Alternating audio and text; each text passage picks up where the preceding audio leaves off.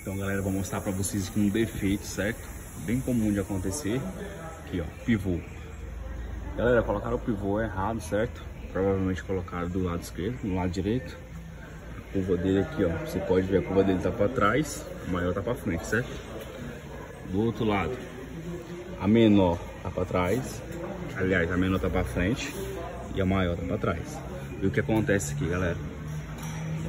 Tá pegando o parafuso, tá pegando aqui na manga de eixo, certo? Quando você esterça ele, que passa no quebra-mola, aí ele começa a rangir, faz um barulho mais esquisito. Então aí pra vocês verem, ó, se pôr o pivô ao contrário, galera, vai aparecer esse barulhozinho aí, certo? Às vezes vocês vão procurar, não vão achar, vão olhar a suspensão, tá tudo durinho, tudo ok, não tem folga de nada, e vocês não acham o defeito, certo? Mas aí é pra vocês verem, ó, o defeito é isso aí, ó. Do lado de cá vocês podem olhar, ó, não pega, tá longe.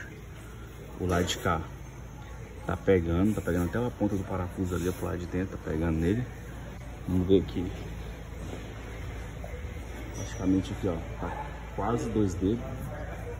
2 dedos aqui, ó, praticamente 1 dedo e meio, vamos supor. Aqui, ó, parte traseira dele, certo? Do outro lado aqui, ó, 2 dedos de boa, ó. Entendeu? Então aí pra vocês verem aí, né? Esterçou, galera, começou a pegar, ó.